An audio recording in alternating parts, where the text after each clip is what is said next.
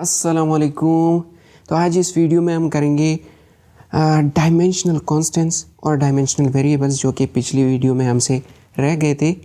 ठीक है, लेकिन इसकी डेफिनेशन बहुत ही आसान है, वो पहले ज़रा जल्दी जल्दी कर लो, फिर मैं ज़रा एक कंप्लीट एक्सप्लेनेशन देता हूँ। ठीक है, पहले तो ज़रा डिफाइन डायमेंशनल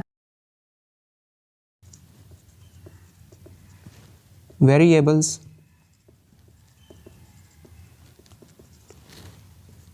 और डायमेंशनल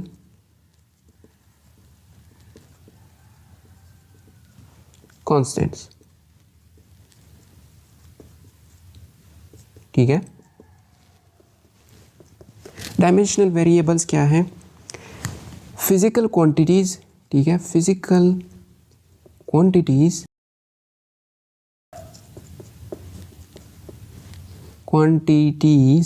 TIES, ऐसी फिजिकल क्वांटिटीज के जिनके मैग्नीट्यूड्स वेरिएबल हों, यानी कि वो वेरी करते हों और उनके डायमेंशंस भी हो, तो ऐसी फिजिकल क्वांटिटीज़ को डायमेंशनल वेरिएबल्स कहा जाता है सिंपली। ठीक है, और डायमेंशनल कांस्टेंट्स ऐसी फिजिकल क्वांटिटीज़ के जिनके मैग्नीट्यूड कांस्टेंट्स हो और उनके डायमेंशंस भी हो। ठीक है, यहाँ पे फोर्स की एग्जांपल ले लो, वेलोसिटी की, यहाँ पे ग्रेविटेशनल कांस्टेंट, प्लैंक्स कांस्टेंट। ठीक है, तो ये है डायमेंशनल कांस्टेंट्स कि जिनके मैग्नीट्यूड कांस्टेंट हो और डायमेंशंस भी हो। इसको मैं मिटाता हूँ, सिर्फ डिफाइन करना था। ठीक है, ज़्यादा कुछ नहीं इसमें। अब ज़रा देखो, अब हम करेंगे जितने भी फिज़िकल क्वांटिटीज़ है फर्स्ट ईयर और सेकेंड ईयर की फिज़िक्स की बुक्स में। ठीक है, उन सब से जितने भी फिज़िकल क्वांटिटीज़ हैं उनके डायमेंशंस मैं अब करूँगा, और एंड पे आपको एक पिक्चर भी दे दूँगा कंप्लीट लिस्ट की। अगर आप सिर्फ वो लेना चाहें तो वो लेके जा सकते हैं। शुरू करेंगे फर्स्ट ईयर के पहले ही चैप्टर से, और पहला डायमेंशन ज़रा लिखो, फोर्स का। फोर्स का डायमेंशन, फोर्स को हम जानते हैं मास इंटू एक्सेलरेशन होता है, तो इसका डायमेंशन क्या होगा? m फॉर मास और एक्सेलरेशन L/t²। ठीक है, दूसरा लिखो टॉर्क का। ठीक है, टॉर्क क्या होता है? F क्रॉस प्रोडक्ट होता है फोर्स और डिस्प्लेसमेंट। सो mL/t², ये फोर्स हो गया, और यहाँ पे उसके साथ एक और लेंथ भी है, सो mL²/t²। ये हो गया टॉर्क। इसके साथ रिलेटेड है वर्क, जो कि F.d होता है, ये डॉट प्रोडक्ट, वो क्रॉस प्रोडक्ट, तो इसका भी वही डायमेंशन होगा। ठीक है, यानी कि mL²/t²। फोर्थ जरा देखो एनर्जी का, और एनर्जी भी वर्क को हम जानते हैं कि एक किस्म की एनर्जी है, और इसी का भी यही डायमेंशन होगा जो कि वर्क का है और टॉर्क का है। जो भी यानी कि जिस किस्म की भी एनर्जी हो उसका यही डायमेंशन होगा जो कि वर्क का है। क्या चीज़? mL²/t²। यानी कि अगर इलेक्ट्रिकल एनर्जी हो, अगर मैकेनिकल हो, अगर ग्रेविटेशनल हो, हीट एनर्जी हो, जिस किस्म की एनर्जी हो उसका यही डायमेंशन होगा। Fourth energy. फिफ्थ ज़रा लिखो मोमेंटम, लीनियर मोमेंटम।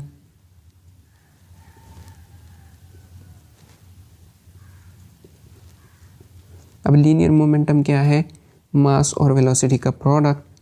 मास के लिए m लिख लेते हैं, वेलोसिटी L/t। ठीक है, ये हुआ लीनियर मोमेंटम का डायमेंशन।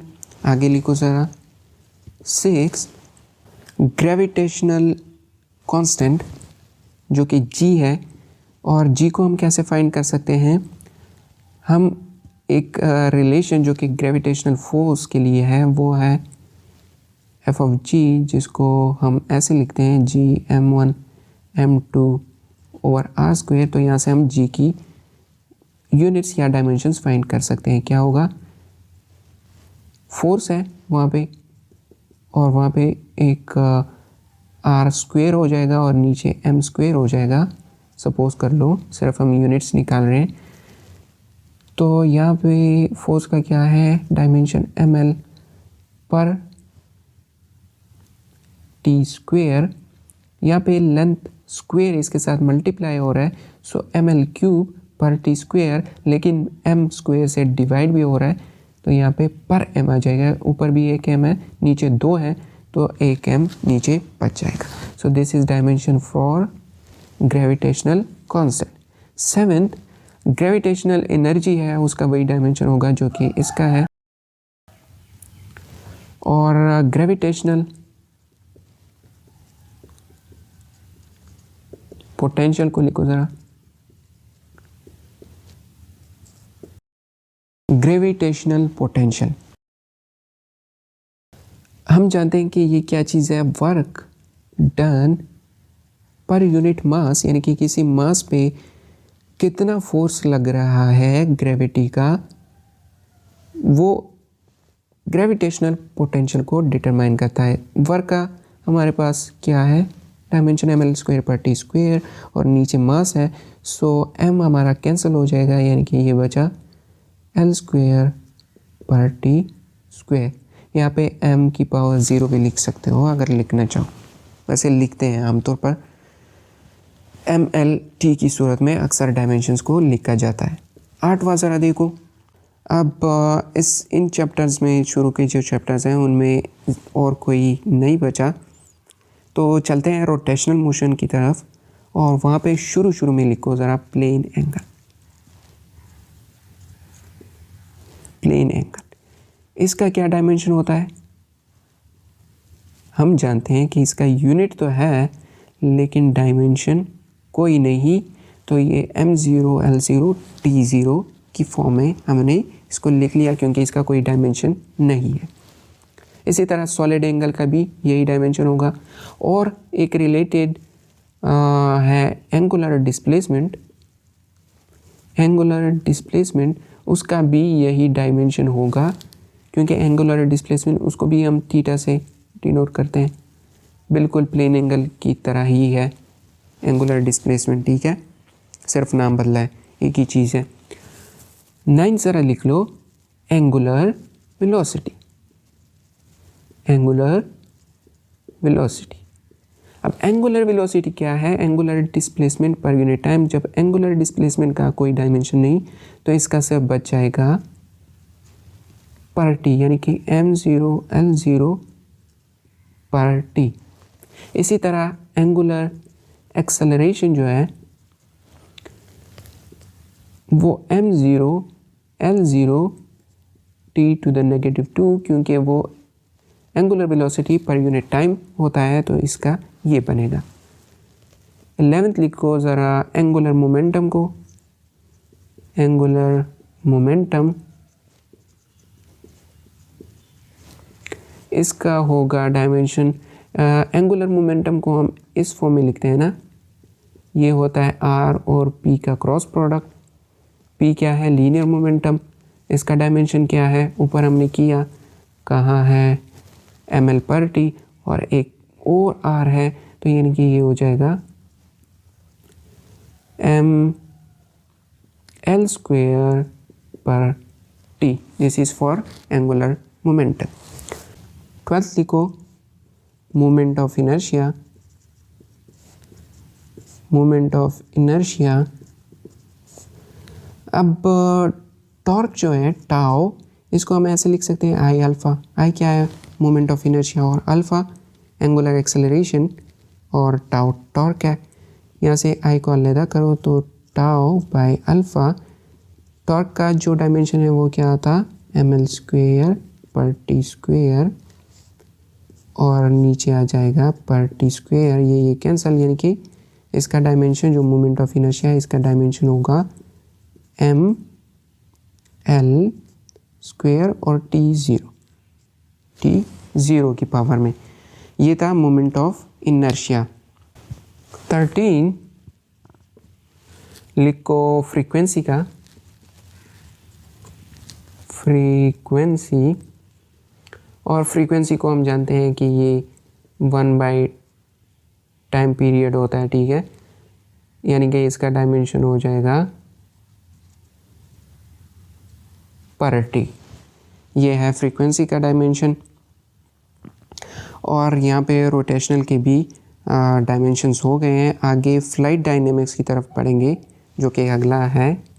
और फ्लाइट डायनेमिक्स में ज़रा पहला लिखो विस्कोसिटी का,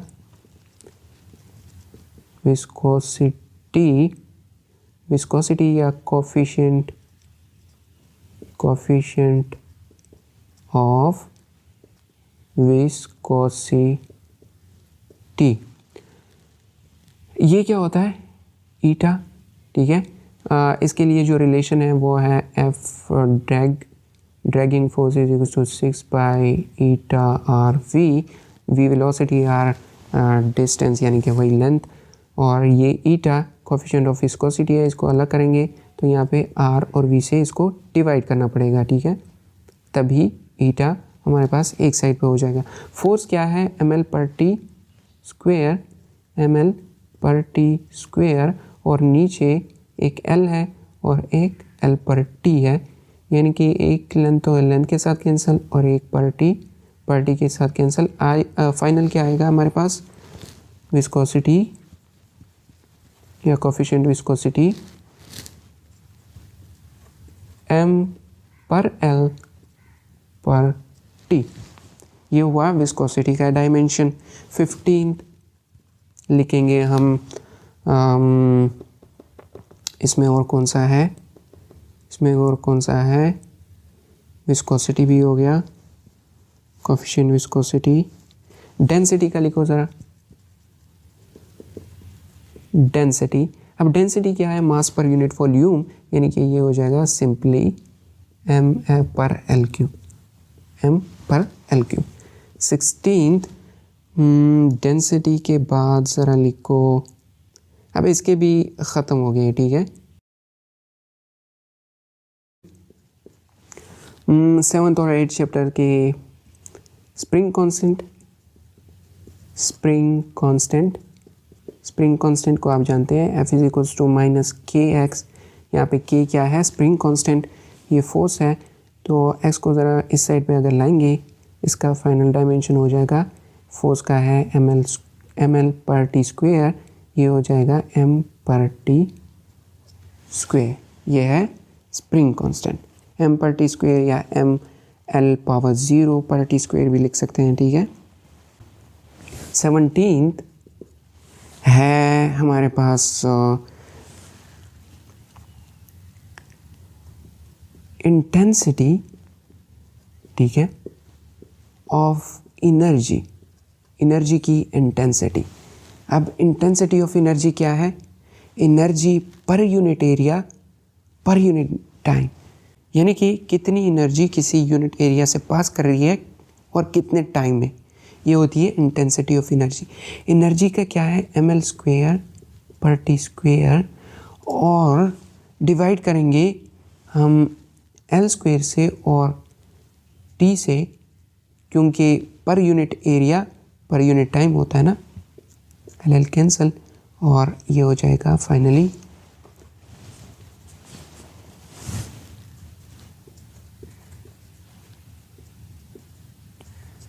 m/t³। इंटेंसिटी ऑफ एनर्जी होता है। 18th मॉड्यूलाई of elasticity.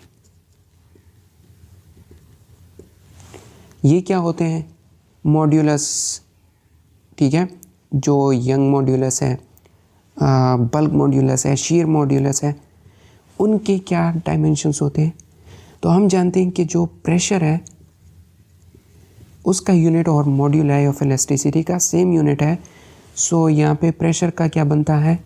Force per unit area, यानी कि ml/t², और यहाँ पे L square, L L cancel, M पर एल पर टी स्क्वेयर हो जाएगा, एम पर एल पर T square. Moduli of elasticity और प्रेशर के लिए भी यही, ठीक है। 19th लिखो। अब थर्मोडायनेमिक्स की तरफ बढ़ेंगे और थर्मोडायनेमिक्स में पहले तो लिखो ज़रा गैमा को जानते हो क्या है ये? इसको कहते हैं एडियाबैटिक इंडेक्स, ठीक है, या स्पेसिफिक हीट रेशियो। और ये क्या है? सीपी और सीवी का रेशियो। चूँकि ये सेम क्वांटिटीज़ का रेशियो है, इसी वजह से इसका कोई डायमेंशन नहीं होगा, यानी कि M0 L0 T0 इस सूरत में हम इसको लिखेंगे। 20th देखो कैपेसिटेंस का, हीट कैपेसिटी, ठीक है, heat capacity.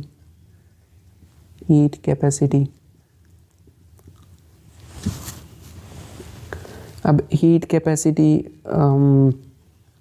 Q is equals to C delta T से हम लिखते हैं, या एन सी डेल्टा टी, ठीक है, लेकिन वो फिर स्पेसिफिक हो जाती है, स्पेसिफिक अलग करेंगे, एन सी डेल्टा टी होगा वो।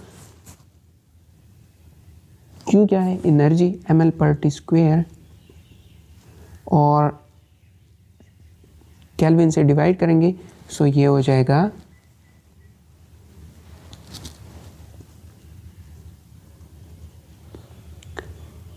ml स्क्वेयर पर टी स्क्वेयर पर के।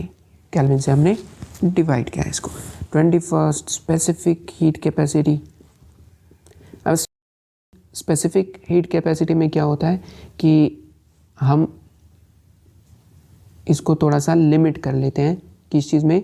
मोल में, यानी कि specific molar specific heat capacity की बात कर रहे हैं हम, ठीक है, मोलर स्पेसिफिक, वो यही चीज़ होगा ml स्क्वेयर पर टी स्क्वेयर पर केल्विन, लेकिन पर मोल हो जाएगा क्योंकि हम 1 मोल की इसमें बात करते हैं। और थर्मोडायनेमिक्स का आखिरी लिखो इंट्रोपी। इंट्रोपी क्या होता है? Delta S delta Q over T. T क्या है? टेम्परेचर, और delta Q change in heat energy पर टी। सो इसका भी ये हो जाएगा ml स्क्वेयर पर टी स्क्वेयर पर केल्विन, क्योंकि नीचे टेम्परेचर है, ml स्क्वेयर पर टी स्क्वेयर पर केल्विन, ठीक है। यहाँ पे थर्मोडायनेमिक्स भी ख़त्म, यानी कि फर्स्ट ईयर के जितने थे वो सारे ख़त्म हो गए। सेकेंड ईयर शुरू करते हैं।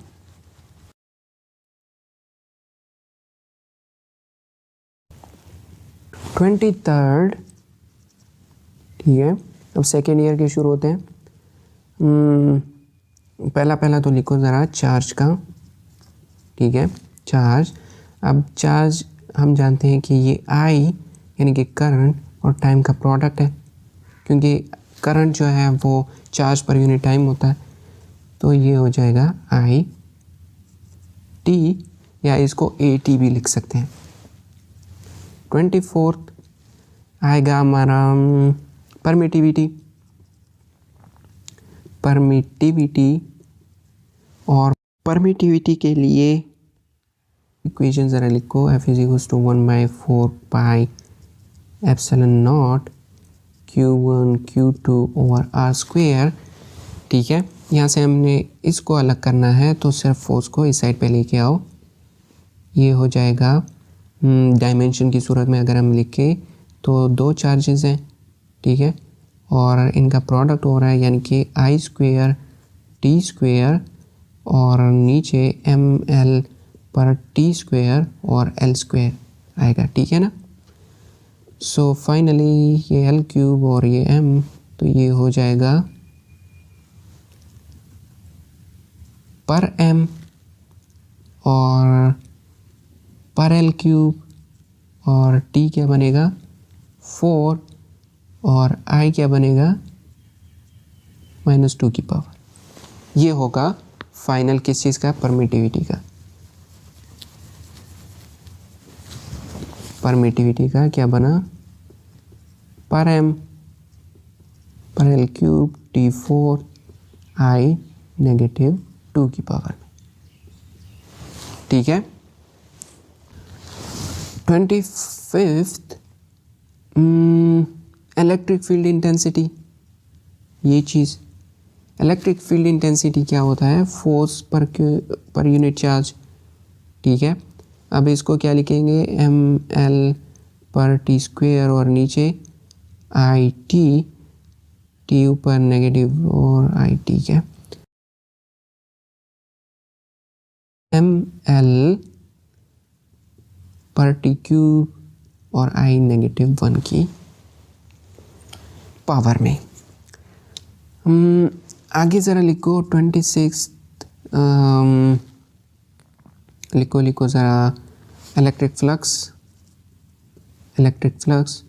E डॉट ए और इसका हो जाएगा ml क्यूब T⁻³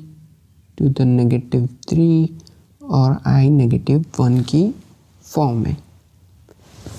27th ज़रा लिखो इलेक्ट्रिक पोटेंशियल।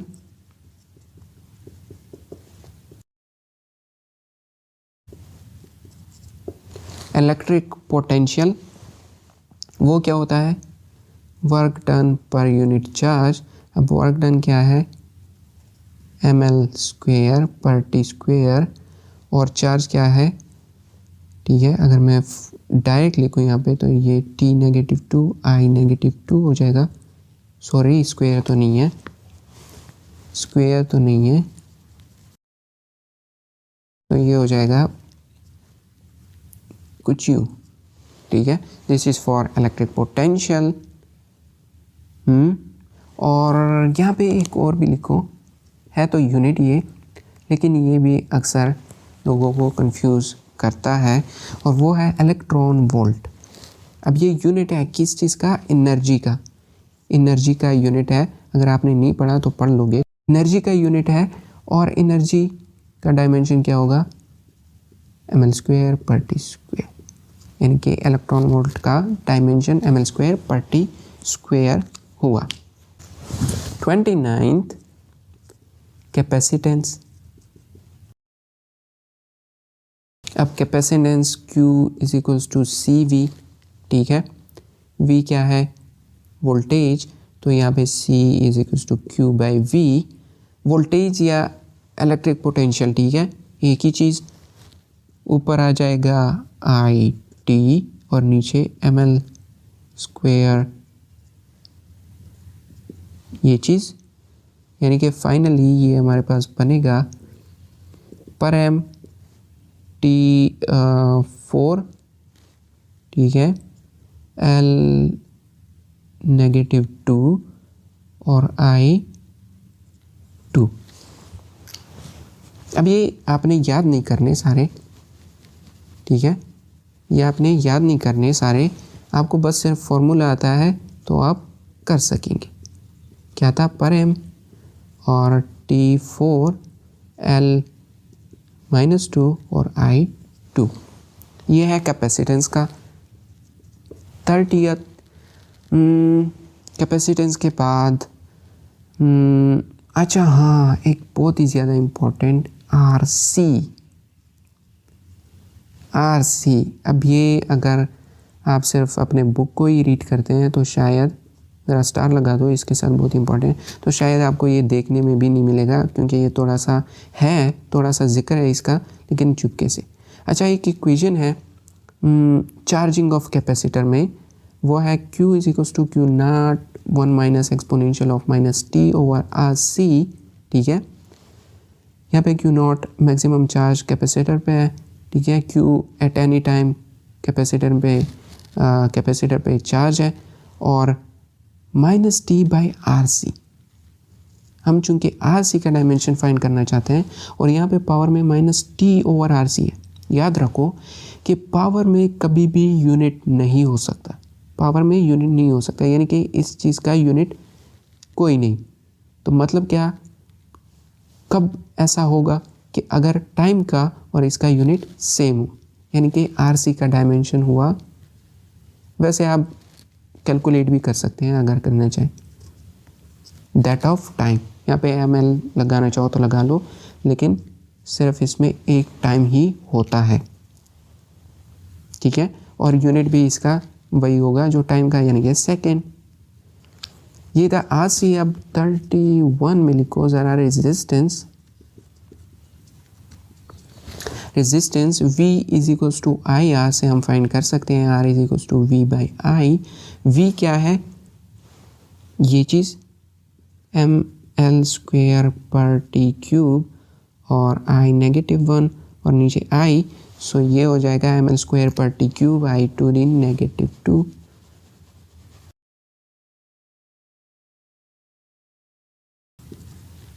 ml स्क्वेयर, ये चीज़ 32 टेम्परेचर कोएफिशिएंट, राइटिंग ख़राब हो रही है, कोएफिशिएंट ऑफ रेजिस्टेंस, इसको कभी सुना है? ठीक है, जब हम रेजिस्टेंस का लेंथ के, वायर के लेंथ के साथ और उसके एरिया के साथ और उस टेम्परेचर क्या है उसके साथ रिलेशन देखते हैं, तो वहाँ पे उस रिलेशन में हमारे पास एक अल्फ़ा का कांस्टेंट आता है, वो है delta R over R not और डेल्टा टी या टी।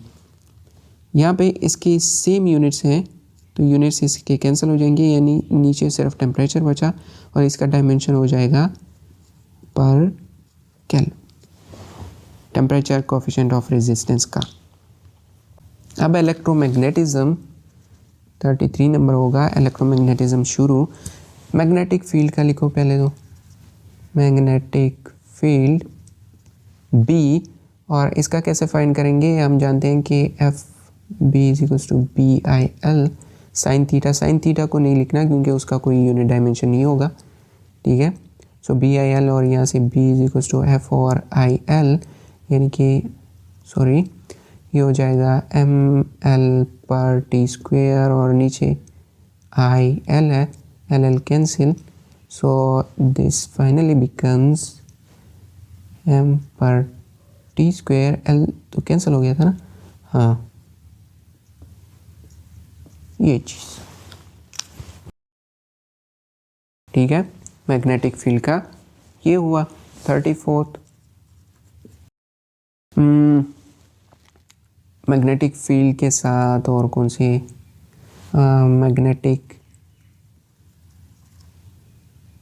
मैग्नेटिक फ्लक्स, ठीक है, वो क्या होता है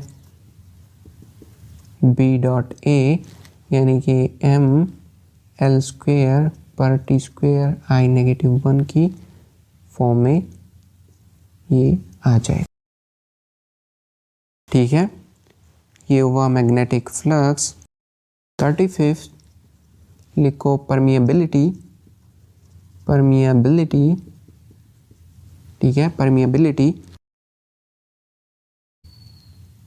जो हमारा एम्पियर्स लॉ है उसमें हम देखते हैं कि B dot delta L is equals to mu naught I. अब ये क्या चीज़ है, permeability of free space.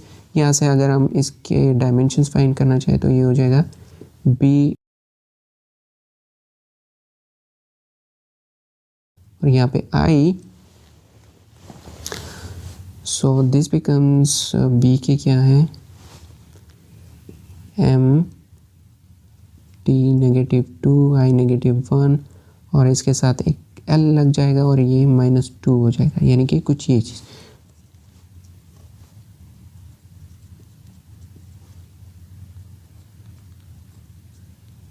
Sorry,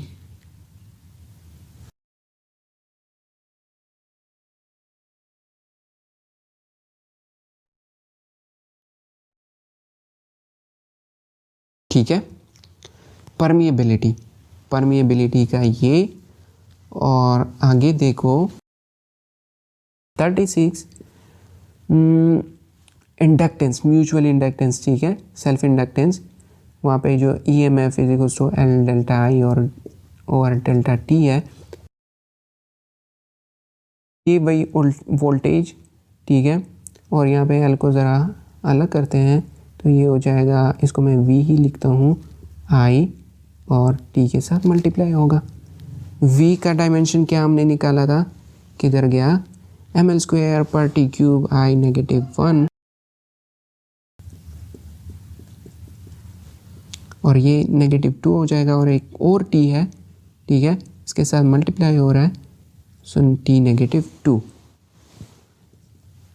यानी कि एम एल स्क्वायर आई -2 और टी -2।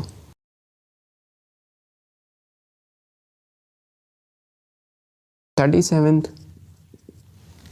हम देखेंगे, हाँ एक और ज़्यादा इम्पोर्टेंट, देखो ज़रा कि 1/√LC। देखो हम जब इंडक्टर कैपेसिटर वगैरह की सीरीज़ और हाँ वो कम्बिनेशन करते हैं कि RC series circuit, RLC series, हाँ वही सर्किट, ऐसी सर्किट, तो उनमें वहाँ पे फ्रीक्वेंसी के लिए एक रिलेशन आपको देखने को मिलेगा 1/2π√LC। इंडक्टर और कैपेसिटर जब हम कनेक्ट करते हैं सीरीज़ में, यहाँ पे फ्रीक्वेंसी का डायमेंशन क्या है, 1/टाइम पीरियड होता है ये, यानी कि टी इनवर्स, तो इसका डायमेंशन क्या होगा, टी होगा, यानी कि √LC का डायमेंशन टी है और 1/√LC का डायमेंशन है पर टी, और अगर सिर्फ √LC है तो इसका हो जाएगा टी, और अगर रूट नहीं है तो टी स्क्वायर, ठीक है, अगर रूट नहीं है तो इसका डायमेंशन ये। और इसी के साथ एक दूसरा भी ज़रा मैं बताता हूँ कि 1/√ε0μ0, इसका डायमेंशन क्या होता है। अब ये परमिएबिलिटी है, परमिटिविटी है और ये परमिएबिलिटी है, और इसका डायमेंशन जो होता है वो वेलोसिटी का, यानी कि L/T होगा, ठीक है। और एक ज़रा और देखो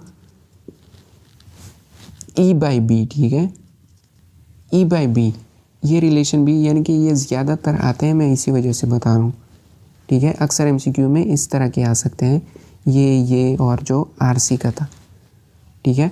अब E/B आपने देखा होगा जब आप वेलोसिटी सेलेक्टर पढ़ेंगे इसी चैप्टर में, तो वो V = E/B की फॉर्म में एक रिलेशन आपको देखने को मिलेगा वेलोसिटी सेलेक्टर में, यानी कि यहाँ पे ये वेलोसिटी है, यानी कि E/B ये जो रेशो है इसका डायमेंशन होगा दैट ऑफ वेलोसिटी L/T, ठीक। इसके बाद इलेक्ट्रॉनिक्स है, और इलेक्ट्रॉनिक्स में ज़्यादा तो नहीं है, उसमें सिर्फ एक दो जो हैं, ठीक है, वो भी बहुत ही आसान, अल्फ़ा और बीटा फैक्टर्स जो हैं।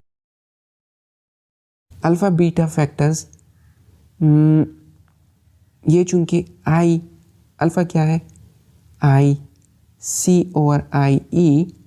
और बीटा क्या है, IB/IE, यानी कि ये सेम क्वांटिटीज़ का रेशो है जो कि करंट है, और इसके डायमेंशंस क्या होंगे, नन, या M0 L0 T0 लिख लो, ठीक है। 41, अब ये इस चैप्टर में और कोई नहीं मिलेगा इलेक्ट्रॉनिक्स में। तो इसके बाद है डाउन ऑफ मॉडर्न फिज़िक्स, उसमें 2-3 कॉन्स्टेंट्स हैं, जैसे कि वेन्स कांस्टेंट, थोड़ा सा इसको वेन्स कांस्टेंट वो क्या है कि B = lambda max into time, so इसका सिंपली हो जाएगा लैम्डा का L, और ये टाइम नहीं, टेम्परेचर LK, ठीक है। ये हुआ 42 में स्टीफन बोल्ट्जमैन कांस्टेंट जो है सिग्मा, ठीक है, वो क्या होता है एनर्जी की इंटेंसिटी और टेम्परेचर की पावर 4। एनर्जी की इंटेंसिटी का यूनिट डायमेंशन हमने क्या निकाला था, m/t³ पीछे, और ये टेम्परेचर की पावर 4 यानी कि ये हो जाएगा m/t³ और केल्विन की पावर -4। इसमें एक और है प्लैंक्स कांस्टेंट, इसको आप जानती ही होंगी। इसकी वैल्यू क्या है, 6.626 × 10⁻34 जूल सेकेंड। ठीक है, जूल सेकेंड, इसका यूनिट भी याद रखें, जूल सेकेंड, यानी कि एनर्जी और टाइम का प्रोडक्ट यूनिट। सो ml² पर टी स्क्वायर और टाइम के साथ मल्टीप्लाई करेंगे, ml²/t हो जाएगा प्लैंक्स कांस्टेंट। इसमें भी ख़त्म।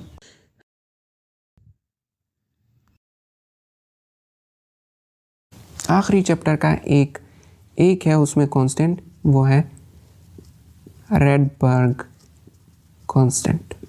ठीक है, RH से जिसे डिनोट करते हैं।